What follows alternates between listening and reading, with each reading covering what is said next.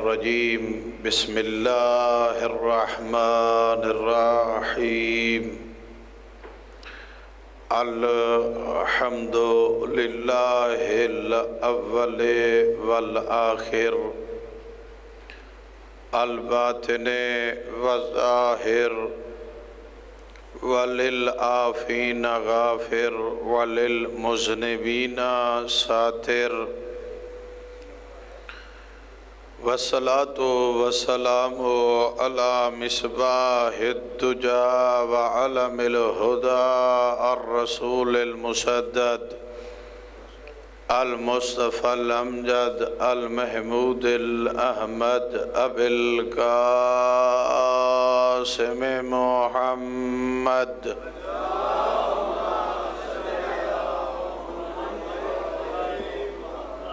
وعلى آله الطيبين الطاهرين المعصومين الذين أذهب الله عنهم الرجس وطهرهم تطهيرا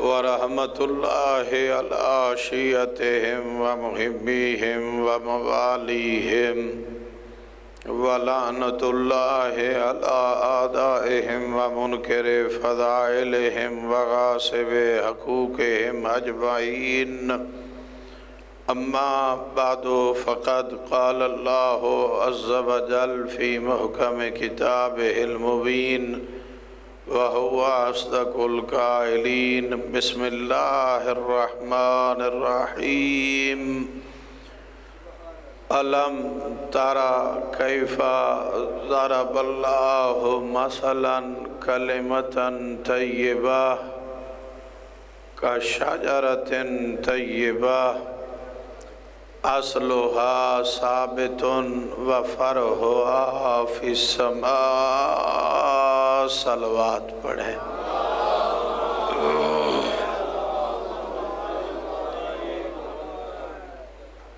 دعا ہے اللہ رب العزت مالک دو جہان لم یزل ولا یزال خالق بانیان مجلس کی سعی و محنت خرچ اخراجات اہتمام و انتظام اپنی بارگاہ احدیت میں قبول فرمائے اور آپ جتنے مومنین و مومنات حسین کی پرساداری میں شریک ہوئے ہیں حسین کا مالک اللہ ہر قدم پہ آپ کو اجر عظیم عطا فرمائے جہاں جہاں پر بھی مظلوم کربلا کی عزاداری ہو رہی ہے سب مقامات پر حسین کا مالک اللہ سب مومنین و مومنات کی محافظت فرمائے اگر تکلیف نہ سمجھیں تو درود پڑھتے ہوئے تھوڑا تھوڑا قریب ہو آئیں ہمارے نزدیک ہو آئیں صلوات پڑھیں محمد وآل محمد کی ذات اور بھی آگے تشریف لے آئیں آگے آ جائیں آگے آ جائیں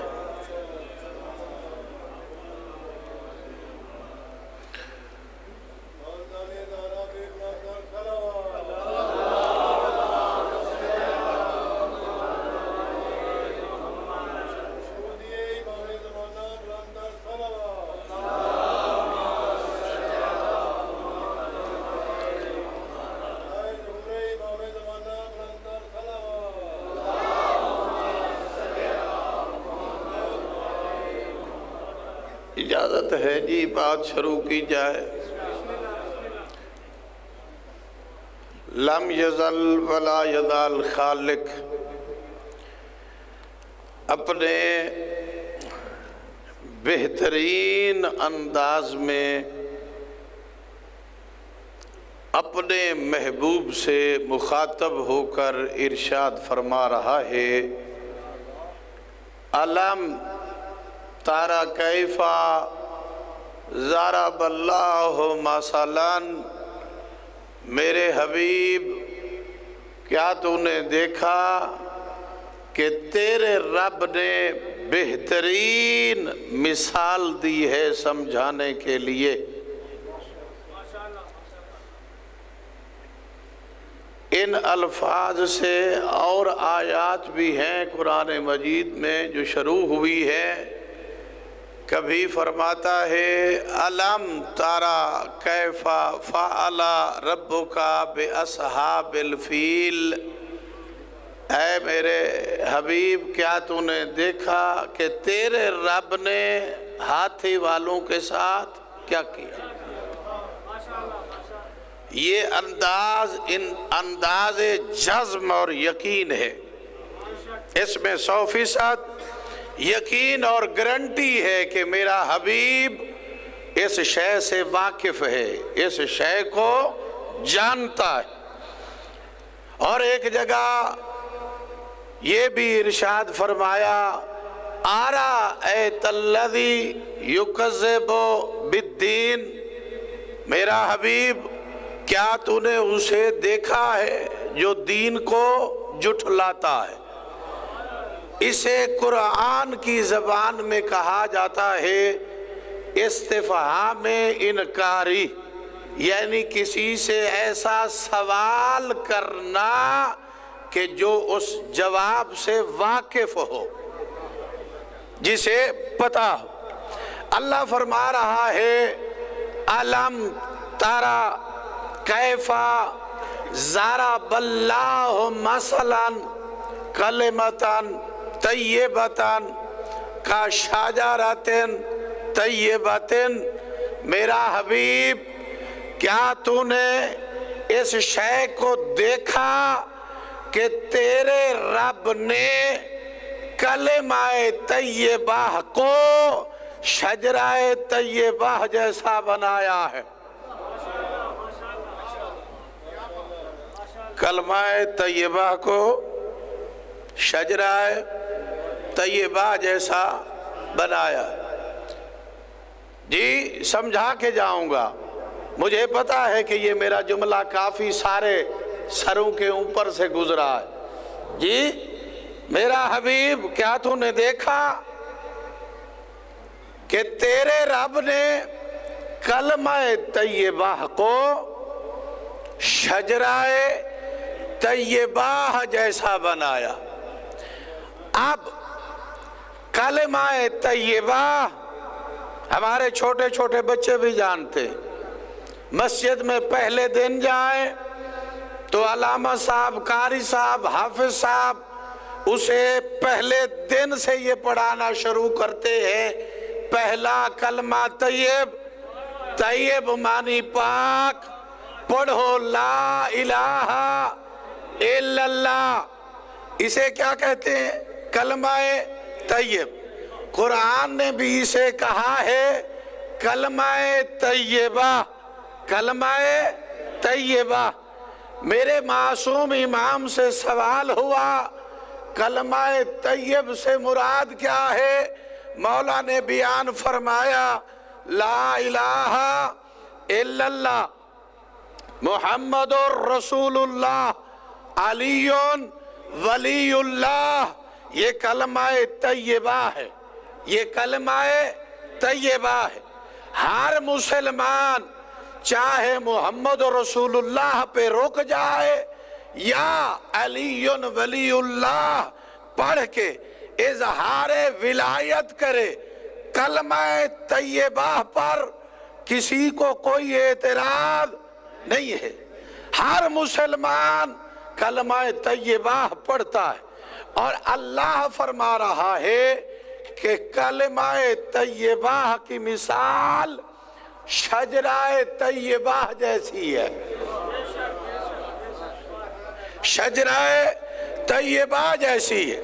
یعنی جس طرح کلمہ طیبہ کفر سے پاک کر دیتا ہے، اسی طرح شجرہ طیبہ منافقت سے پاک کر دیتا۔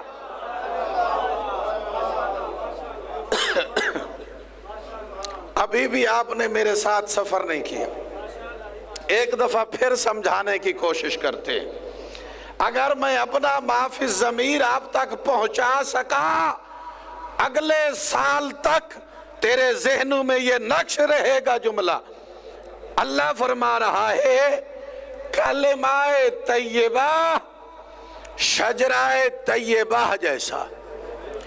شجرہ طیبہ کیا ہے؟ اللہ فرما رہا ہے اصلھا ثابتن. شجرہ طیبہ ایسا مضبوط شجرہ ہے جس کی جڑیں زمین میں گڑھی ہوئی ہے. وَفَرْعُهَا فِي السَّمَاءِ اور اس کی شاخیں آسمان پہ پہنچی ہوئی. اور اسی کے ساتھ دوسری آیت میں اللہ نے ارشاد فرمایا شجرہ طیبہ اتنی عظیم ہے کہ ہر پھل ہر موسم میں ہر پھل عطا کرتا ہے. جو بھی کسی شے کا سوال کرتا ہے یہ شجرہ طیبہ اسے عطا کرتا ہے. کلمہ طیبہ شجرہ طیبہ جیسا ہے. اب کلمہ طیبہ کو غور سے پڑھیں. کلمہ طیبہ ایسی شے ہے جس میں تبرہ بھی ہے تولا بھی ہے. پڑھیں ذرا لا الہ یہ تبرہ ہے. لا الہ یہ تبرہ ہے. الا اللہ یہ تولا ہے. اللہ فرما رہا ہے کلمہ طیبہ شجرہ طیبہ جیسا ہے.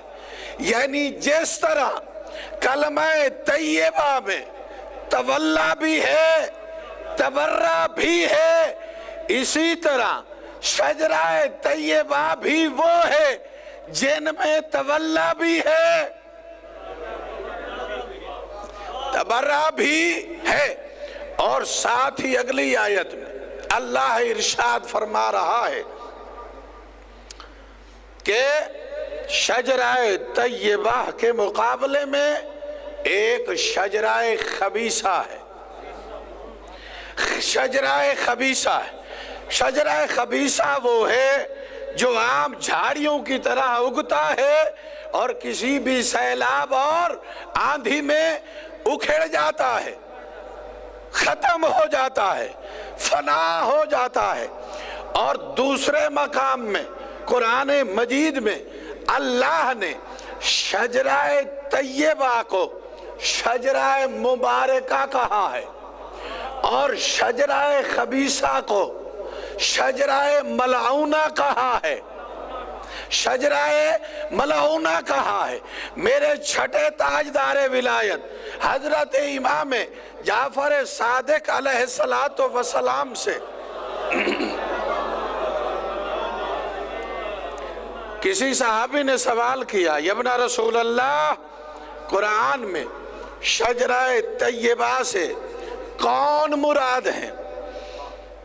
جی تو میرے چھٹے امام نے جواب میں ارشاد فرمایا کہ جب یہ آیت اتری تو اللہ نے جبرائیل کو یہ پیغام دے کر حضرت محمد کے پاس بھیجا کہ میرا حبیب کلمہ طیبہ سے مراد لا الہ الا اللہ ہے اور شجرہ طیبہ سے مراد تیری ذات اور تیرے اہل بیت ہے. جی کلمہ طیبہ کی مثال شجرہ طیبہ جیسی.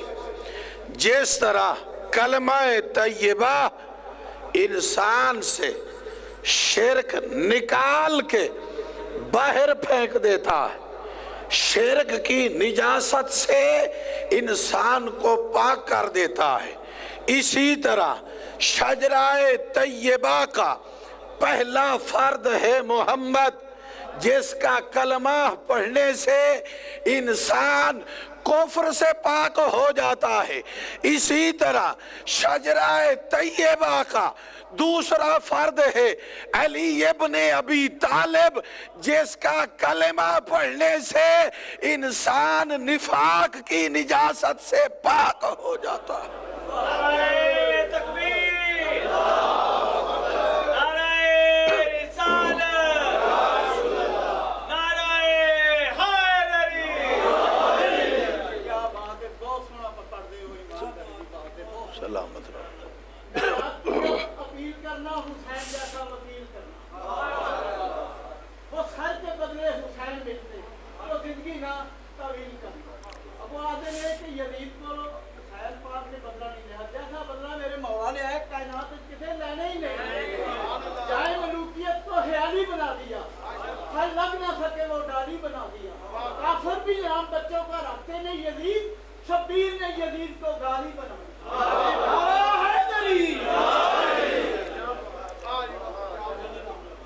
شجرہ طیبہ کا یہ وہ عظیم فرد ہے جن کے متعلق انہوں نے ربائی پڑھی ہے، یہ وہ عظیم فرد ہے شجرہ طیبہ کا کہ جس کے لیے سردار انبیاء یہ کہتے ہوئے نظر آئے ہیں، کیا الحسین منی وَأَنَا مِنَ الحسین۔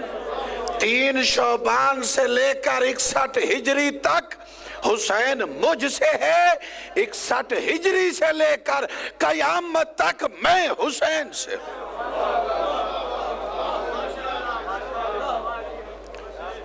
جی جو سردار انبیاء کے لیے بھی باعث فخر ہو اسے حسین کہتے ہیں۔ جی ہاں ایسے نہیں، پیغمبر ارشاد فرما رہے ہیں کہ میرا بیٹا حسین جی ہاں ہدایت کا چراغ ہے، نجات کی کشتی ہے، جو بھی حسینیت کی کشتی پہ سوار ہو گیا وہ صاحب نجات ہے۔ ایسے نہیں کہا معین الدین چشتی نے، شاہ است حسین، بادشاہ است حسین، دین است حسین، دین پناہ است حسین۔ اہل دنیا تم کیا سمجھتے ہو؟ حسین فقط بادشاہ ہے، حسین وہ ہے جو دنیا کو حکمرانی عطا کرتا ہے۔ جی حسین وہ ہے جو دنیا کی حکمرانی عطا کرتا ہے۔ ہاں ایسا نہیں کہ تم دین کے ٹھیکے دار بنے ہوئے ہو، حسین اس ہستی کا نام ہے جس کی پناہ میں دین ہے۔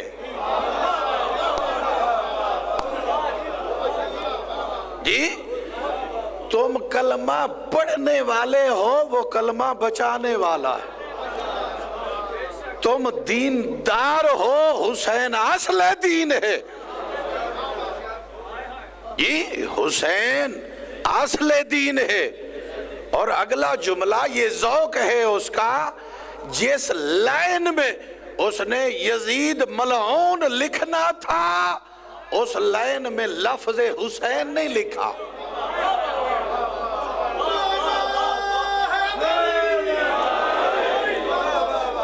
یہ معین الدین بھی جانتا ہے کہ طہارت کا قرآن اور غلاظت کا ڈھیر ایک جگہ میں جمع نہیں ہو سکتے۔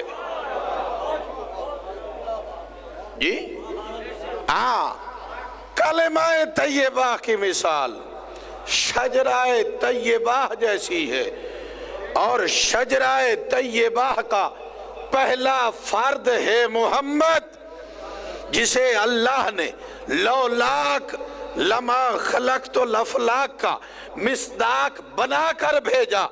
دوسرا فرد ہے کون؟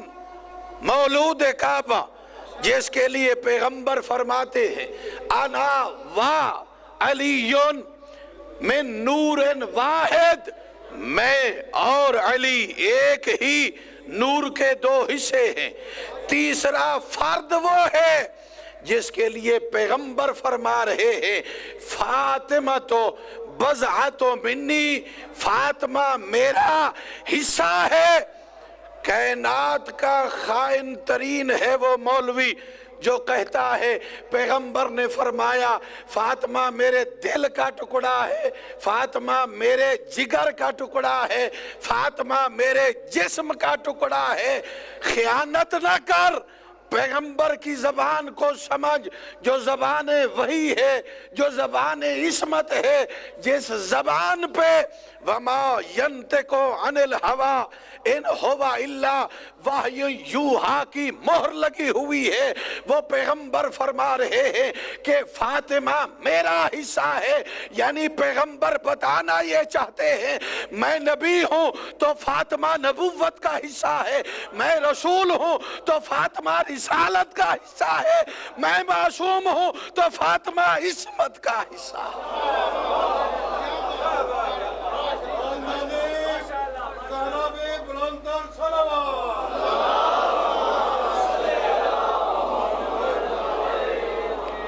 یہ ہے شجرہ طیبہ، شجرہ طیبہ کا چوتھا مصداق اور پانچواں مصداق پیغمبر کی شان ختم نبوت، شان رسالت پہ بیٹھے ہوئے جی ہاں ایک صاحب سامنے آئے، کہنے لگے نعم المرکب، کتنی عظیم سواری ہے، کتنا عظیم سواری ہے جی۔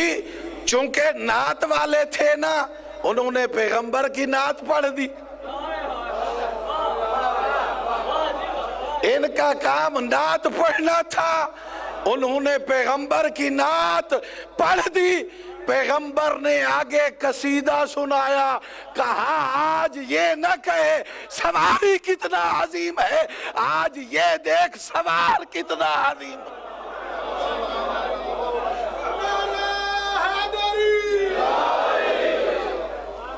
جی تعریف کرنے والے نے نعت پڑھی، پیغمبر نے اسے حسنین کریمین کے فضائل کا قصیدہ سنایا۔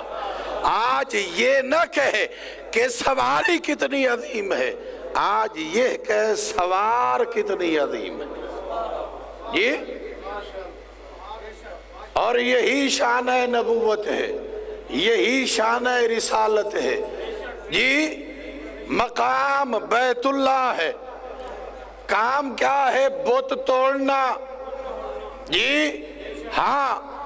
محمد نے اپنے کندھوں پہ علی ابن ابی طالب کو سوار کر کے حکم دیا علی ان بتوں کو توڑ دو، ان بتوں کو توڑ دو جی۔ شانہ نبوت پہ، شانہ رسالت پہ جی سوار ہونا یا علی کا کام ہے یا اولاد علی کا کام۔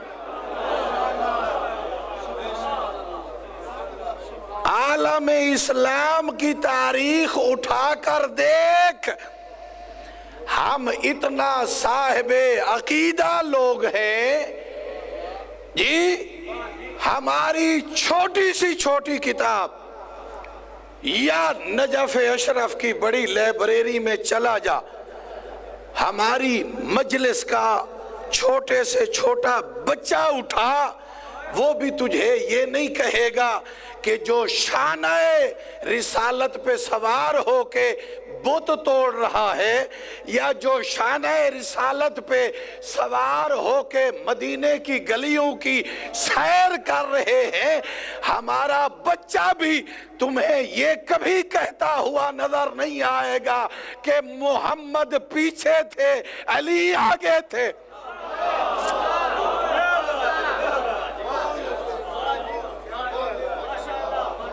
جی ہاں، ہمارا بچہ بھی یہ جملہ کبھی نہیں کہے گا کہ محمد نے علی کے پیچھے نماز پڑھی، کیونکہ ہم جانتے ہیں رسول رسول ہوتا۔ توجہ فرمائی، صلوات پڑھے محمد و آل محمد۔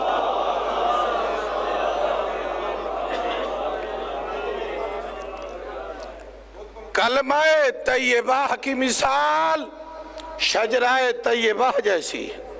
جیسے کلمہ طیبہ میں تولا کا بھی ذکر ہے، تبرہ کا بھی ذکر ہے، اسی طرح اللہ نے شجرہ طیبہ سے تولا کا حکم دیا ہے اور شجرہ خبیثہ سے تبرہ کا حکم دیا ہے. جی شجرہ طیبہ کا تعلق عالم ملکوت سے ہے، اللہ کے علم لدنی کے مالک ہیں، اور شجرہ خبیثہ کا تعلق نمرود و فرعون و شداد سے ہے.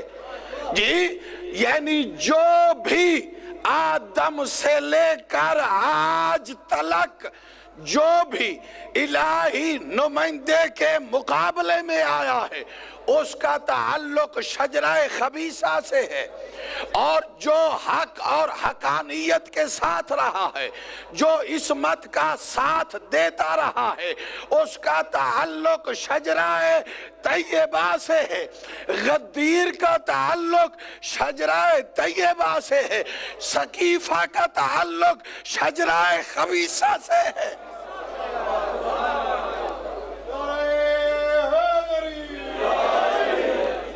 شجرہ طیبہ کو اللہ نے اپنی طرف منسوب کیا ہے کہ شجرہ طیبہ والے وہ لوگ ہیں شجرہ طیبہ والے وہ لوگ ہیں جو الہی نمائندہ ہے، جو الہی امانت کا امین ہے، جو الہی عصمت کو سنبھالنے والا ہے، جو الہی عہدے کی حفاظت کرنے والا ہے. بہت بڑا جملہ آپ کی سماعتوں کی نظر کرنے جا رہا ہوں. جب میرے مرشد حسین نے یہ جملہ فرمایا، لا یبایع مثلی مثلہ، مجھ جیسا اس جیسے کی بیعت نہیں کر سکتا، کیا بتانا چاہتے ہیں؟ میں شجرہ طیبہ سے ہوں، وہ شجرہ خبیثہ سے ہے، اس لیے فرمایا جس کا تعلق شجرہ طیبہ سے ہوگا وہ کبھی بھی شجرہ خبیثہ والے کی بیعت نہیں کرے گا.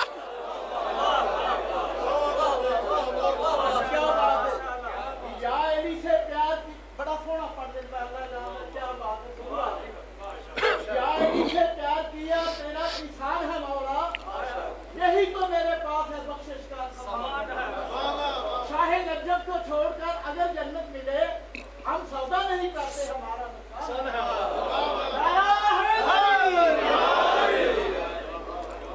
لا یبایع مثلی مثلہ، مجھ جیسا اس جیسے کی بیعت نہیں کر سکتا.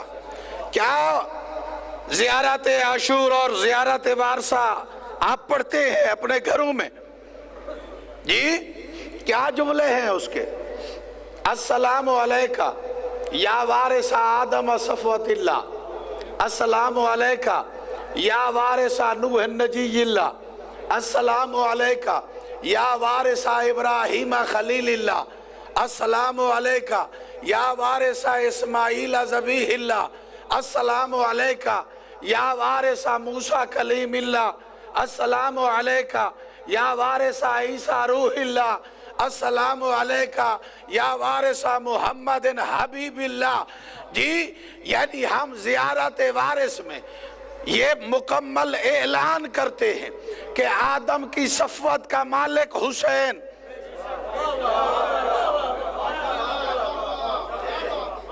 صلوات پڑھیں محمد و آل محمد. میرے الفاظ کے ساتھ سفر کریں گے تو لطف آئے گا. احباب، آدم کی صفوت کا مالک حسین، نوح کی نجیت کا نجات کا ضامن حسین، ابراہیم کی خلت کا مالک حسین، سوا لاکھ انبیاء کی وراثت ہے میرے مرشد حسین کے پاس، اور فرما رہے ہیں لا یبایو مثلی مثلا، مجھ جیسا جو شجرہ طیبہ سے تعلق رکھتا ہے، مجھ جیسا جو انبیاء کا وارث ہے، مجھ جیسا جو نبیوں کی محنت کا ثمر کا محافظ ہے، مجھ جیسا جو قرآن کا وارث ہے، مجھ جیسا جو محمد کے دین کا وارث ہے، مجھ جیسا جو علی کی شجاعت کا وارث ہے، مجھ جیسا جو امین الہی ہے، مجھ جیسا جو عصمت خداوندی رکھتا ہے،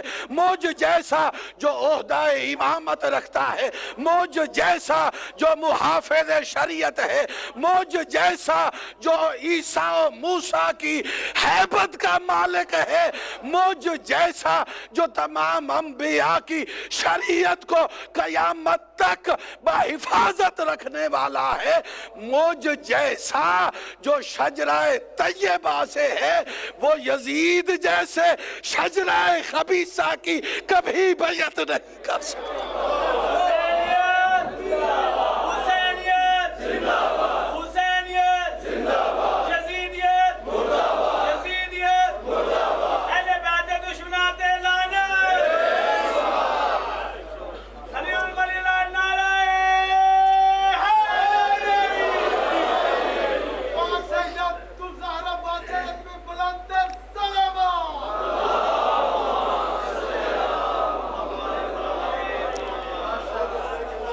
کیا نہیں تھا اس بدبخت کے پاس؟ سب کچھ تھا، حکومت تھی، تخت و تاج تھا، ہیرے جواہرات تھے، سونا چاندی تھا، درہم و دینار تھے، ایک دو نہیں 54 گورنر موجود تھے، پوری اسلامی ریاست کا مالک تھا، 30 سے 32 لاکھ مربع میٹر پر یہ حکمرانی کر رہا تھا۔ کیا نہیں تھا اس کے پاس جو اسے رات کو بھی نیند نہیں آتی تھی کہ جو میرے مرشد حسین کے پاس تھا یہ لینا چاہتا تھا، حسین نہیں دینا چاہتے تھے؟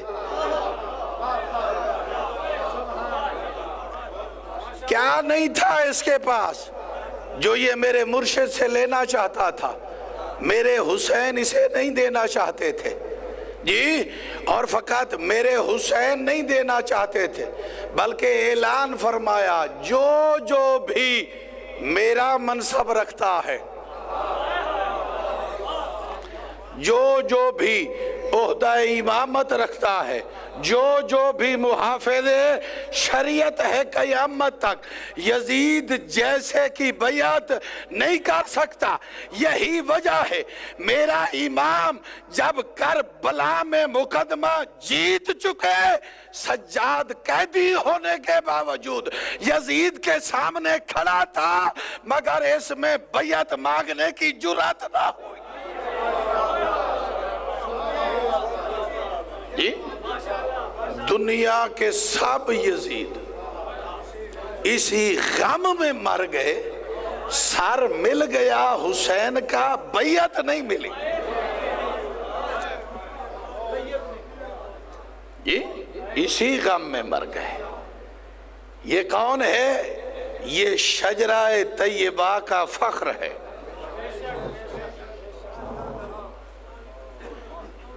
جی، یہ ہے شجرہ طیبہ کا فخر، جس پہ رسول خدا فخر کرتے ہیں، جس پہ علی ابن ابی طالب فخر کرتے ہیں، جس پہ حسن مجتبی فخر کرتے ہیں، جس پہ جناب زہرا فخر کرتی۔ جی ہاں، اس لیے تیرے 14 معصومین میں اللہ نے حسین رکھا ہی ایک ہے۔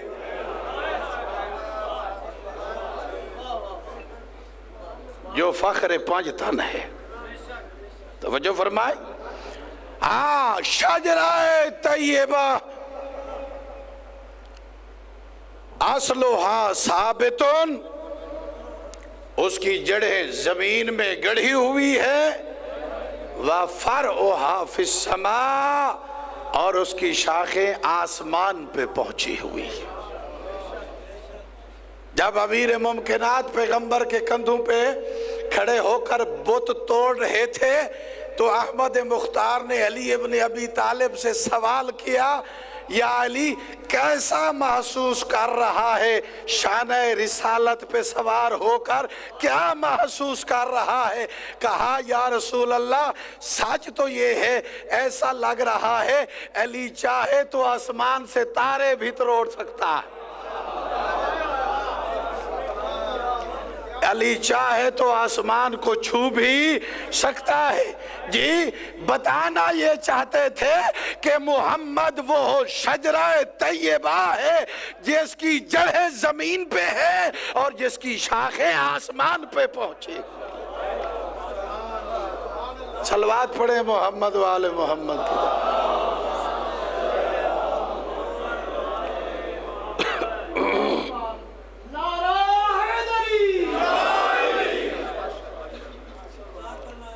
کیسا شرف دیا ہے اللہ نے شجرہ طیبہ کو، کیسا شرف دیا ہے۔ توجہ میری طرف رکھے، اب نتیجے کی طرف جا رہا ہوں، نتیجے کی طرف جا رہا ہوں۔ کیسا شرف دیا ہے اللہ نے شجرہ طیبہ کو۔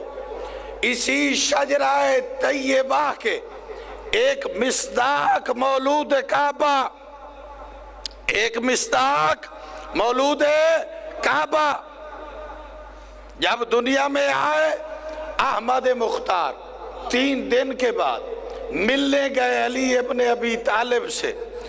اب رسول اسلام نے علی ابن ابی طالب کو اپنے ہاتھوں پہ اٹھایا ہوا، اپنے ہاتھوں پہ اٹھایا ہوا اور سوال کیا، یا علی، یا علی یہ بتاؤ 3 دن ہو گئے، شکایت ہے، آپ نے آنکھیں نہیں کھولی، کیا جواب عطا فرمایا؟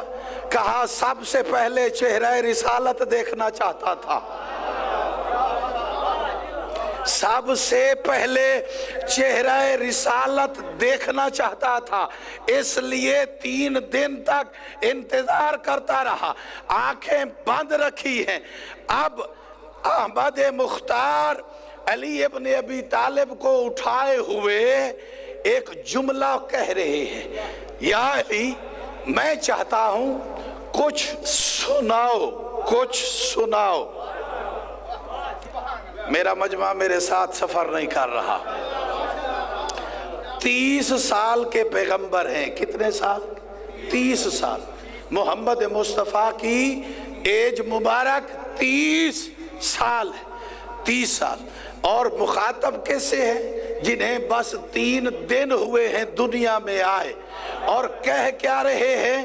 علی میں چاہتا ہوں کہ کچھ مجھ سے بات کرو، کچھ سناؤ۔ علی آگے جواب کیا دے رہے ہیں؟ یا رسول اللہ حکم کریں، انجیل پڑھوں یا زبور پڑھوں یا تورات سناؤں؟ جی پیغمبر نے کہا نہیں، قرآن، قرآن۔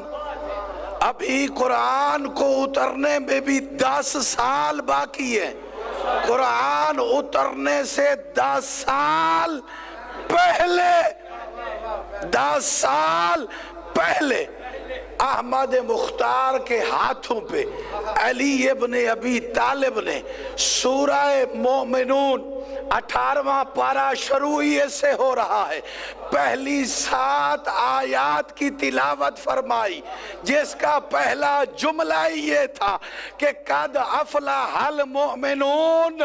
علی گواہی دے رہا ہے مومن کامیاب ہو جائیں گے۔ علی 3 دن کے ہیں، پیغمبر کے ہاتھوں پہ ہے اور فرما رہے ہیں کہ مومن کامیاب ہو جائیں گے، مومن کامیاب ہو گئے۔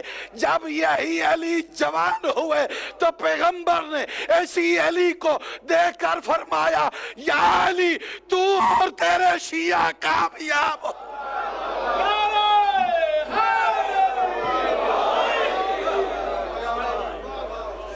صلوات پڑھیں محمد والے محمد۔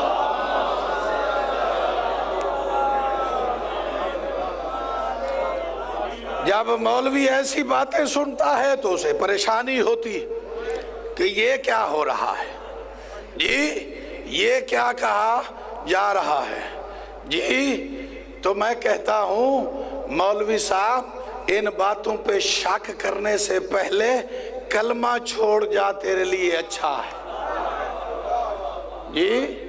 ہاں اگر تو علی کی عظمت کو نہیں مانتا تو نہ مان۔ ہاں بغض علی میں پیغمبر کا تو کم از کم حق نہ چھوڑنا جی۔ علی اس کے ہاتھوں پہ کلام کر رہا ہے جس کے ہاتھوں پہ پتھر بھی کلمہ پڑھتے ہوئے نظر آتے۔ صلوات پڑھیں محمد والے محمد کی ذات۔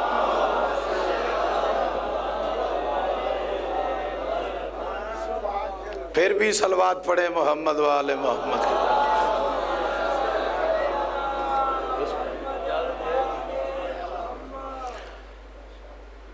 میرے حبیب کیا تو نے دیکھا کہ اللہ نے تیرے رب نے کلمہ طیبہ کو شجرہ طیبہ جیسا قرار دیا ہے؟ جس طرح کلمہ طیبہ شرک سے پاک کرتا ہے، اسی طرح شجرہ طیبہ کفر اور نفاق سے پاک کرتا ہے۔ جو شجرہ طیبہ سے دور ہے اس کا تعلق شجرہ خبیثہ سے ہے، اور قرآن میں اللہ نے دوسری جگہ پہ اسے شجرہ ملعونہ کہا ہے۔ ازل سے لے کر آج تلک، آدم سے لے کر آج تلک اور آج سے لے کر قیامت تک اللہ نے قرآن میں یہ فیصلہ فرما دیا ہے کہ جن کا تعلق شجرہ طیبہ سے ہے وہ دنیا میں بھی کامیاب ہیں، آخرت میں بھی کامیاب ہیں، اور جن کا تعلق شجرہ خبیثہ سے ہے، شجرہ ملعونہ سے ہے، وہ دنیا میں بھی خسارے میں ہے، آخرت میں بھی خسارے میں ہے۔ آج بھی ٹیلی ویژن کھول کے دیکھ، اپنا موبائل کھول کے دیکھ، جس کا تعلق شجرہ طیبہ سے ہے وہ پوری دنیا کی آنکھ میں آنکھ ڈال کر آج کہہ رہا ہے کہ کربلا کل بھی زندہ تھی، کربلا آج بھی زندہ۔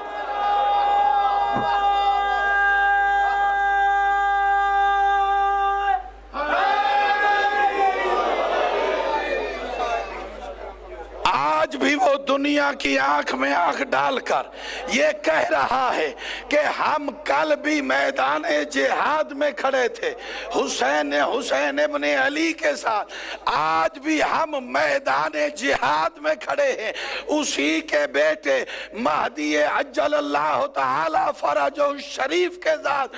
کل بھی ہماری یزیدیت کے خلاف جنگ تھی، آج بھی ہم وقت کے یزید کے خلاف لڑ رہے ہیں۔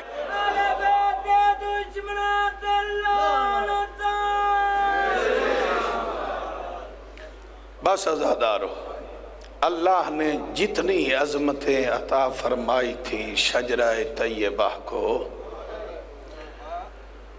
اتنا ہی بے دردی کے ساتھ اذیت پہنچائی ہے اس امت نے۔ عزیزان یقین جانیے، ہم جتنا فضائل پہ خوش ہو لیں، نعرہ لگا لیں،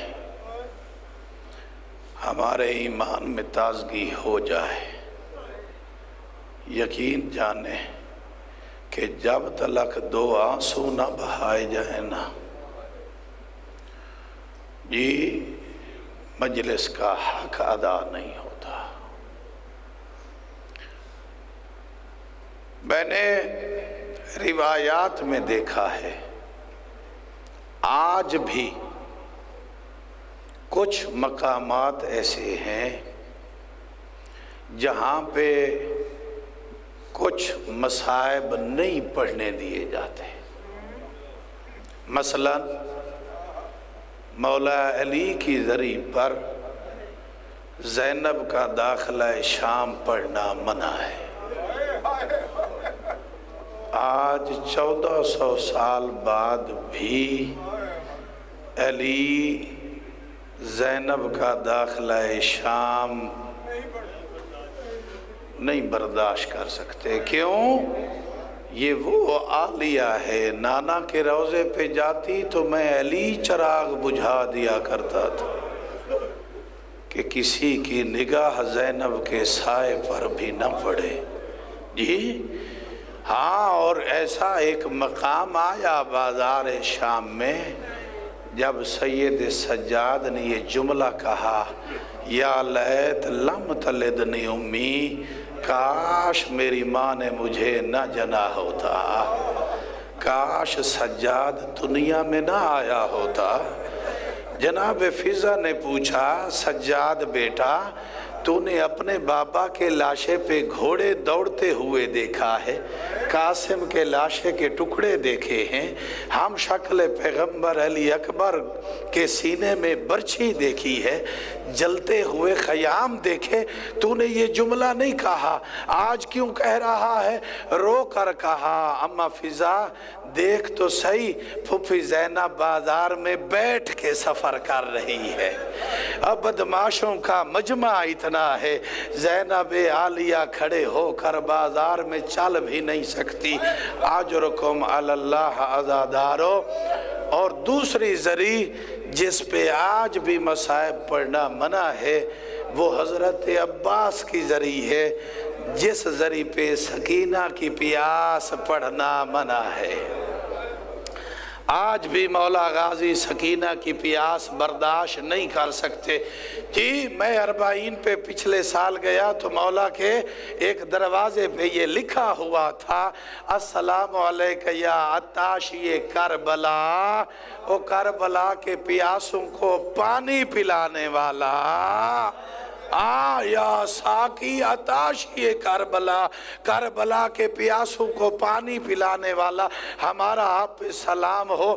میں نے بس ایک ہی جملہ کہا، یقین جانے زائرین رو رو کے نڈھال ہو گئے۔ میں نے بس ایک جملہ کہا کہ مولا غازی آج بھی سکینہ شام میں پیاسی ہے، آج بھی سکینہ شام میں پانی مانگ رہی ہے، آج تو سکینہ تک پانی پہنچاؤ۔ یہ پہلا سال ہے عزاداران مظلوم کربلا، کافی عرصے کے بعد یہ پہلا سال ہے یہ جس میں سیدہ زینب جناب سکینہ کے روضے پہ عزاداری نہیں ہوئی، پورا محرم مجلس نہیں ہوئی، آج بھی وہاں پہ ماتمداری اور مجلس نہیں ہو رہی، آج بھی زینب و سکینہ اس انتظار میں ہے کہ کوئی آئے ہمیں تعزیت پیش کرے، کوئی آئے ہمیں پرسہ دے۔ عزادارو آج بھی عباس کی ذریعہ پر سکینہ کا مصائب پڑھنا منع ہے۔ اجرکم علی اللہ عزادارو۔ اور تیسرا مقام میرے مرشد حسین کا ہے، آج بھی حسین کی ذریعہ پر اکبر پڑھنا منع ہے۔ حسین کہتے ہیں مجھ سے اکبر کی شہادت برداشت نہیں ہوتی، میری ذریعہ پر اکبر نہ پڑھا کرو۔ اجرکم علی اللہ عزادارو۔ معصوم سکینہ اسیران اہل بیت کی وہ مظلومہ مستور ہے، وہ مظلومہ بچی ہے جس کے زندگی کے دن کم اور دکھ زیادہ ہیں۔ جو عموماً سید سجاد سے سوال کیا کرتی تھی، بھائی سجاد یہ بتاؤ پرندے کہاں جا رہے ہیں؟ رو کر جواب دیتے، جی روزی کی تلاش پہ جا رہے ہیں۔ پھر شام کو سوال کرتی، بھیا آپ بتاؤ پرندے کہاں جا رہے ہیں؟ کہا اپنے گھروں کو واپس جا رہے۔ رو کر سوال کرتی، کبھی وہ دن بھی آئے گا جب ہم اپنے گھر مدینے کی طرف جائیں گے؟ سید سجاد سر پہ بوسہ دے کر رو کر یہ کہا کرتے تھے، سکینہ سب نے جانا ہے، تیرے مقدر میں مدینہ نہیں ہے۔ سکینہ تو نے یہی زندان شام میں دفن ہو جانا ہے۔ اجرکم علی اللہ عزادارو، معصوم فرماتے ہیں ہمارے غم میں ایسے رویا کر جیسے بڑھیا جوان کے لاشے پہ بین کر کے روتی ہے۔ شرما کے نہ رو، اپنی آوازوں کو آزاد کرو۔ اجرکم علی اللہ عزادارو، کبیرہ کبیرہ گناہ معاف ہوتے ہیں۔ اجرکم علی اللہ عزادارو۔ ایک دن جناب سکینہ نے سید سجاد سے پوچھا، بھیا سجاد بتاؤ پیاس کی کتنی قسمیں ہیں؟ مولا سجاد نے رو کر کہا، سکینہ سوال مشکل ہے، جی تیرا دل نرم و نازک ہے، تیری طبیعت نفیس ہے، سکینہ تو اس کا جواب برداشت نہیں کر پائے گی۔ کہا نہیں بھیا سجاد بتاؤ پیاس کی کتنی قسمیں ہیں؟ میرے مولا سید سجاد نے بتانا شروع کیا۔ کہا پیاس کی پہلی قسم یہ ہے، جب انسان پیاسا ہو تو انسان کی زبان تالو سے چمٹ جاتی ہے۔ رو کر سکینہ نے کہا، بھیا یہ وہی حالت ہے جو 10ویں کے دن میرے بھائی اصغر پر طاری ہو گئی تھی، جس کی زبان تالو سے چمٹ گئی تھی۔ فرمایا دوسری قسم پیاس کی یہ ہے، جب انسان شدت پیاس سے نڈھال ہوتا ہے تو انسان کا بدن جس طرح زمین خشک ہو پھٹنے لگ جاتی ہے، انسان کا بدن بھی پھٹنے لگ جاتا ہے۔ جی سکینہ نے رو کر کہا، بھیا یہ وہی حالت ہے جو میرے بھائی اکبر پر طاری ہوئی تھی، جو رو رو کر کہتے تھے العطش قد قتلنی، او بابا پیاس نے اکبر کو مار مکایا ہے۔ سید سجاد نے پیاس کی تیسری قسم بتائی کہ جب انسان پیاسا ہو تو آنکھوں کے سامنے دھندلا دھندلا سا نظر آتا ہے۔